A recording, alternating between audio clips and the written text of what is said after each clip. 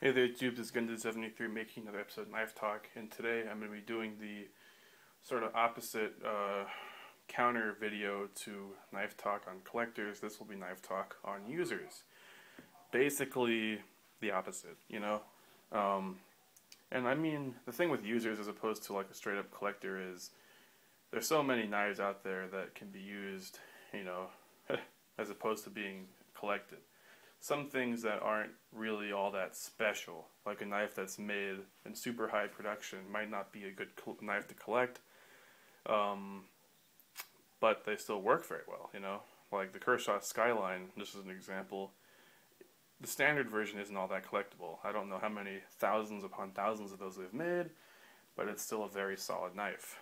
You know, and then you have knives that like are rare, like the Tilt, which I think is a great user, and I like using my Tilt, you know?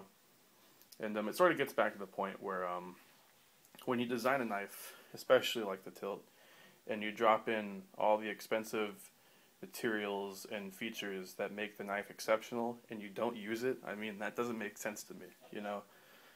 I mean, like John Wayne Colt 45 commented on my collector's video, and I agree with what he said. You know, he was saying that, well, if it's some rare, one-of-a-kind custom that's borderline art, then, you know, I could see this collecting it, and I agree. You know, if you have like a one-of-one custom knife that is has, you know, all the Damascus and the beautiful, you know, mammoth bark ivory with the hand-tooled leather sheath, you're not going to go beating that on wood. That's something to look at. But if it's something like a Sebenza, which, you know, may be, in my opinion, a mid-tech, but is still a production knife, especially this plain version, you know, why wouldn't you use it? I mean, this knife is designed to be used. You know, I mean, it's called work in Zulu, for crying out loud. I mean, this is a knife designed to be used. I get a kick out of it when people say, oh, I can't bring myself to use my plain Jane Sebenza. It's too rare. I mean, it's not rare. It is expensive, but it shouldn't be a deterrent. You know, then you have knives that are on the cheaper end of the spectrum, which to make great users like the Voyager, you know, I mean, $45 for a large, strong lock with a nice blade finish. I mean, for $45, I think everyone should give this knife a try for that little money. So, you know, I mean, basically, I don't see why some knives aren't used. I consider myself sort of a hybrid user collector. I collect knives. Some knives I don't use simply because I have other knives that I like to use.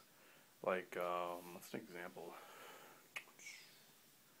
Like, I don't carry my Damascus Shallot, really, you know, and I don't carry that because, one, for me, it's a rust magnet. I mean, the carbon Damascus steel and the bead blasted stainless steel handle, everything on that knife would rust if I were to carry it.